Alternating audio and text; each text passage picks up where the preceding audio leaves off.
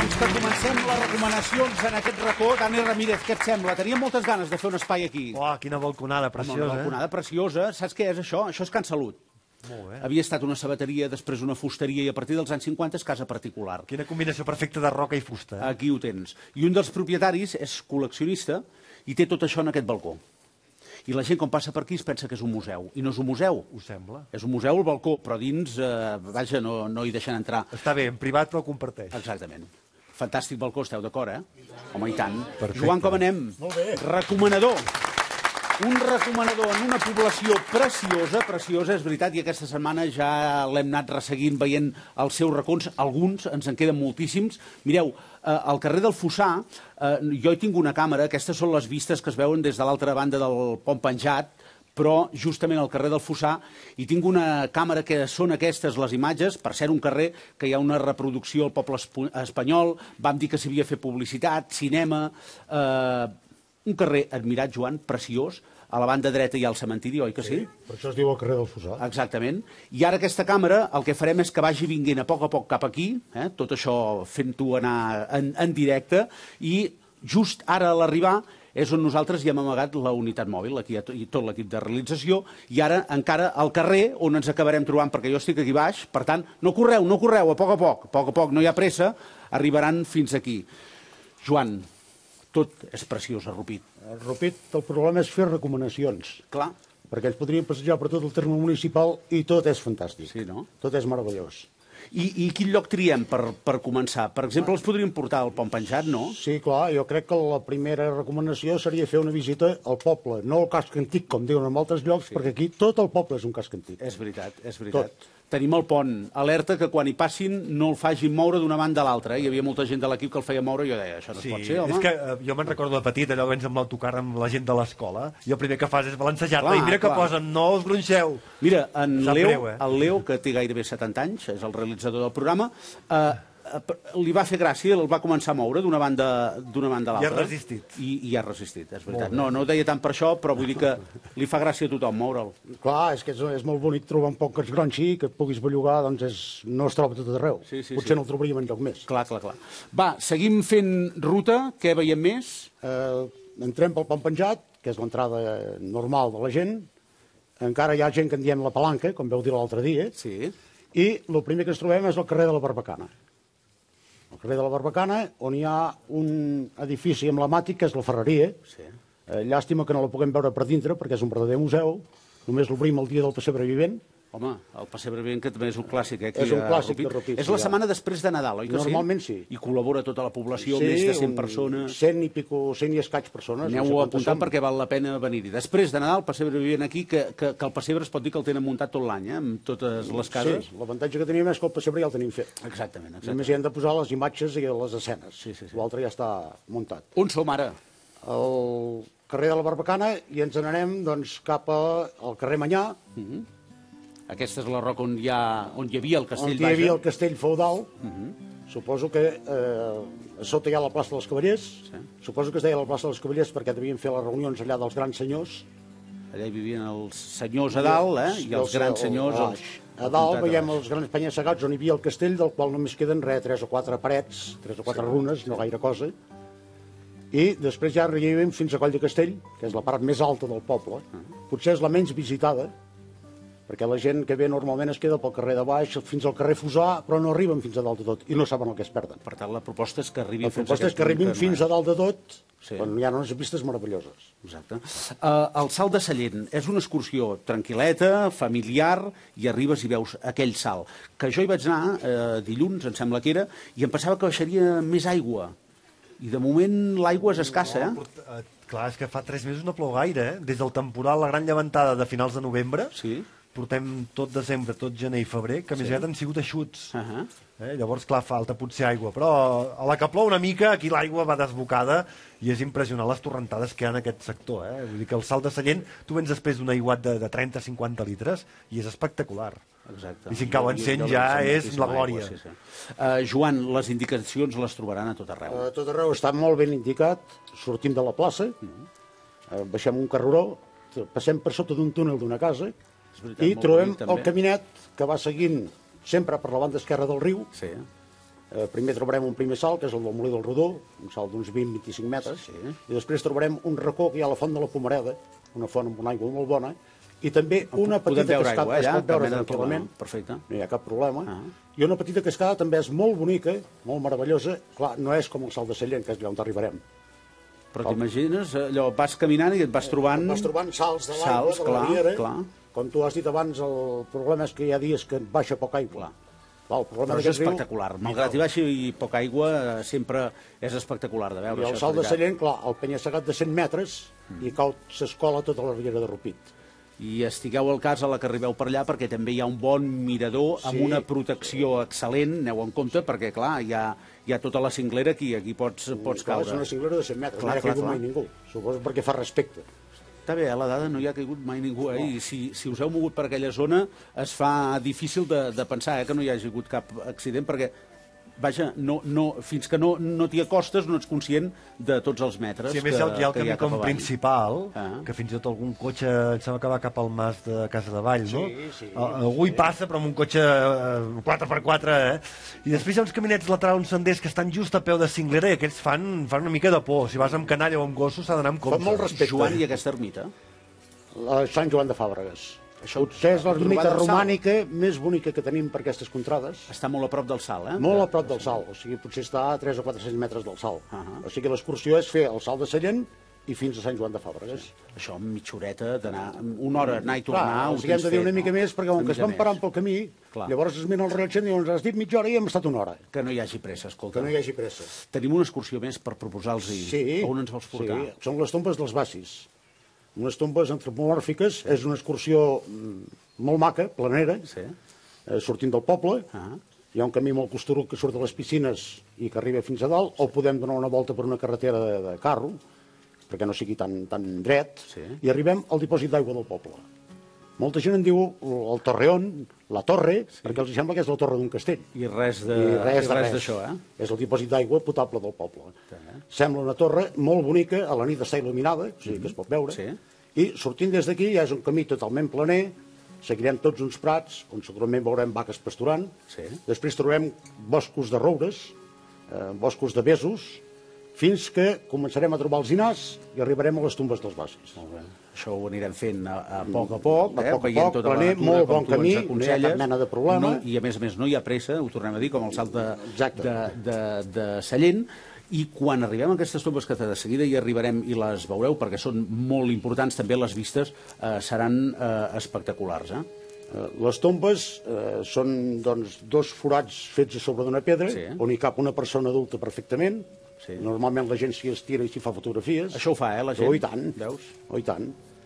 És a dir, no està protegit, és a dir, no és que no el puguis tocar, sinó que fins i tot hi pots estirar, imagina't tu. Sí. O sigui, no hi ha ni cap valla ni hi ha res de res. Vols dir que no hi hauria de ser això, per protegir-les? No ho crec, perquè no hi ha...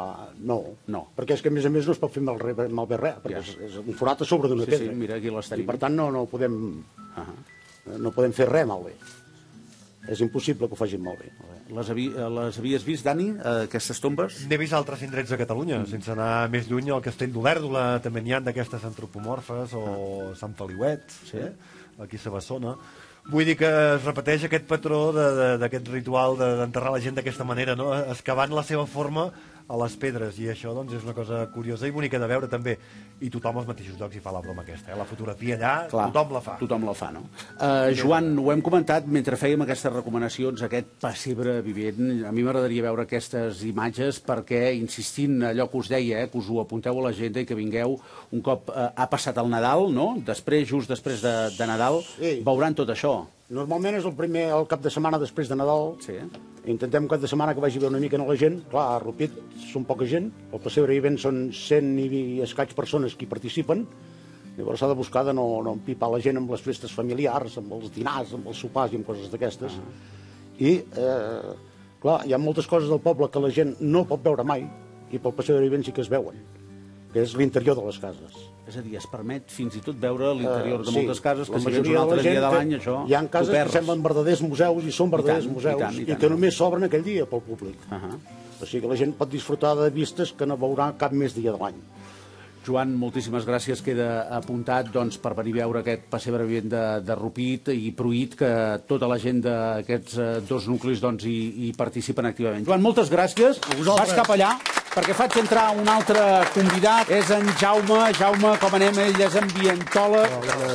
Amb la seva barretina, protegit, però si tenim sol. Ara sí, però fins fa un rato feia una mica de fresca. Però defensem la barretina, només faltaria. I per què tenim aquí en Jaume? Perquè volem parlar d'una zona que crec, ja em direu vosaltres si és veritat o no, que és poc coneguda. Estic parlant del Coll Sacabra. Situem el Coll Sacabra, aquest és el mapa, teniu Osona, Vic, la capital, Rupit i Pruit.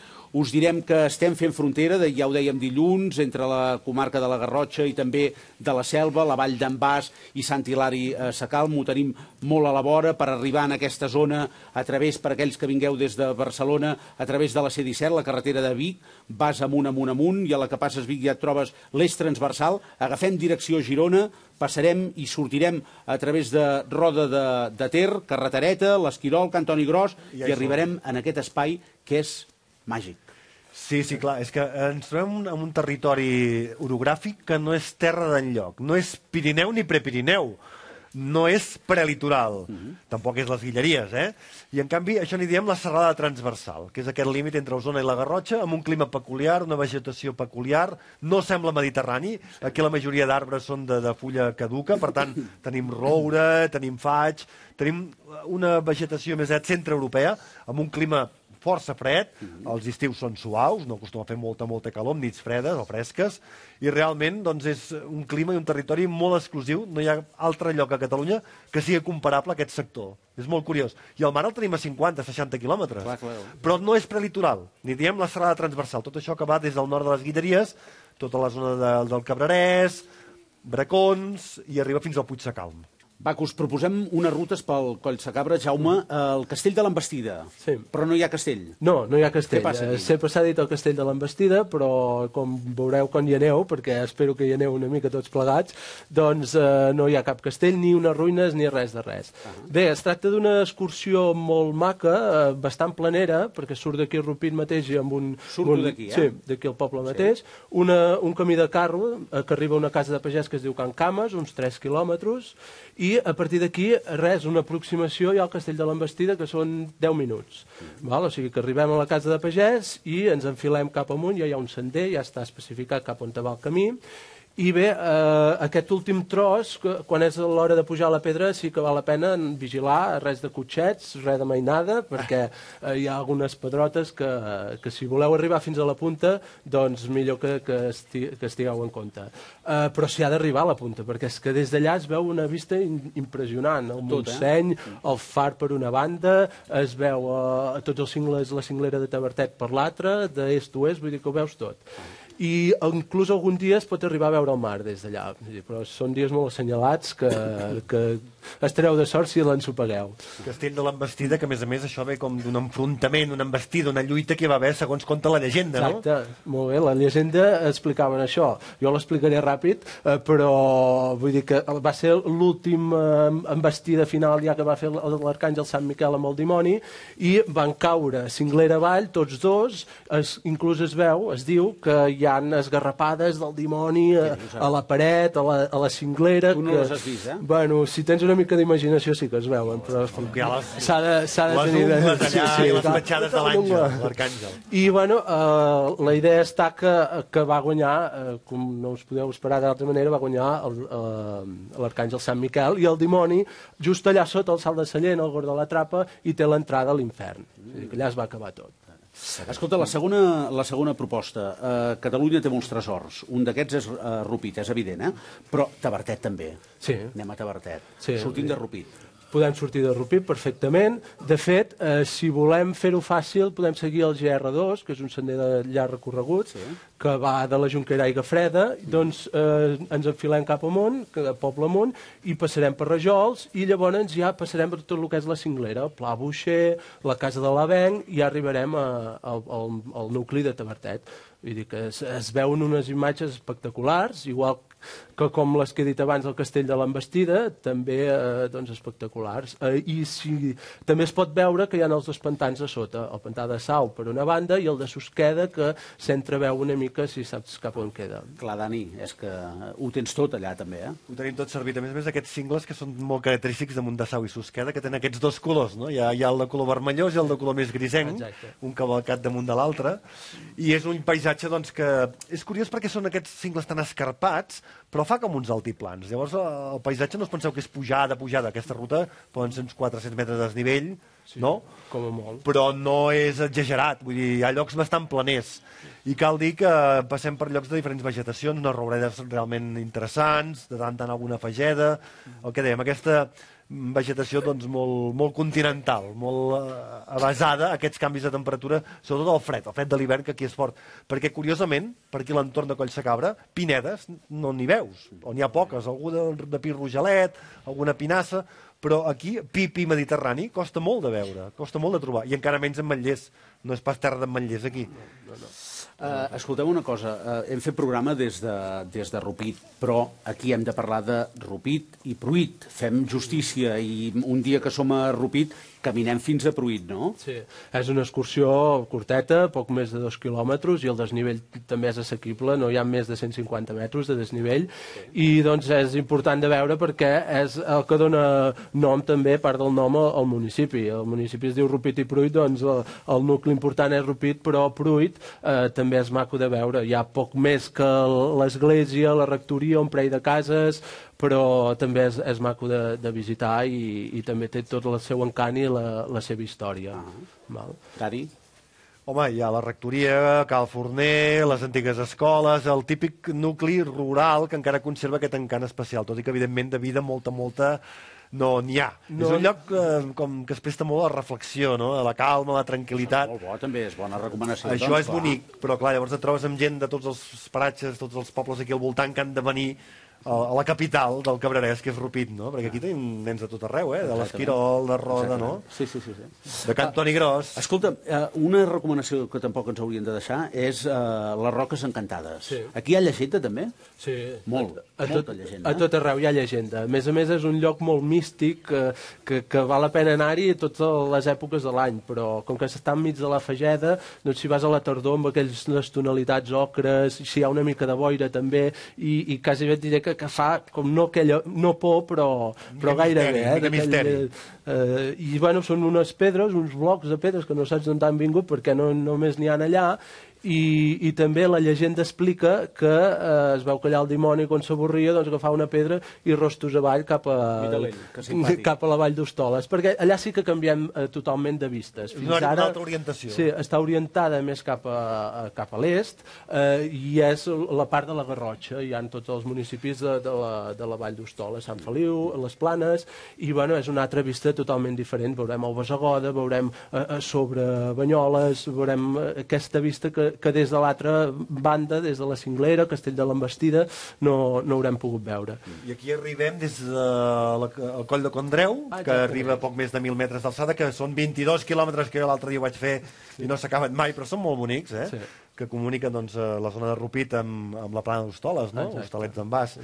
I és molt interessant veure com allà al quilòmetre 38 i mig, més o menys, també hi ha el trencall del Far, no? Sí, just al Coll de Condreu, que és el punt més alt entre la carretera Bicolot, a 10 metres, justament, doncs allà fa el canvi de comarca, perquè just aquí hi ha una llengua que fa la comarca de la Selva, que la Selva té platja i també té muntanya, doncs fa una llengua estirada cap amunt, arriba més amunt del Far, justament a la finca aquesta, on te passarem pel costat, al Mas Armadans, una casa espectacular, que queda de camí a les Roques Encantades, i bueno, el camí aquest és que són 20 minuts, no hi ha més d'1 quilòmetre, vull dir que sí. Però des de Rupit seria lluny, hem d'anar-hi en cotxe. Sí, des de Rupit o no. Des de Coll de Condreu. Podríem resseguir la cinglera de tot el Salt de Sallent i anar cap a Casa de Vall, cap a l'Om i enfilar-nos amb una Coll de Condreu, però ja estem parlant de ja rutes més llargues. Jo crec que hem fet bones propostes del Collsacabra i evidentment a partir d'aquí a descobrir primer aquests punts que els hem marcat, prou interessants, i després suposo que vindrà més ganes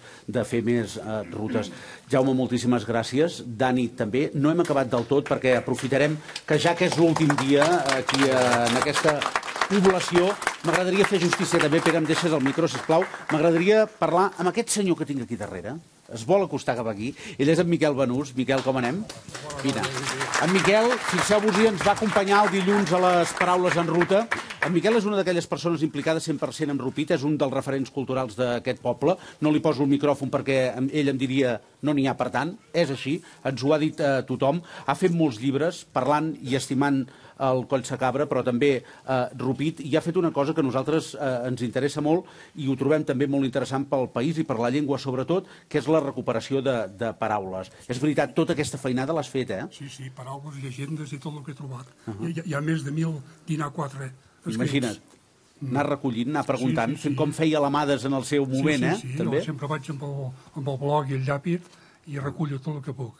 Miguel, hem anat dient amb els convidats que el Collsacabra està per descobrir per moltíssima gent i que hi val la pena venir-hi. Tu t'ha inspirat per escriure-hi, per fer-hi poesia també, no? Sí.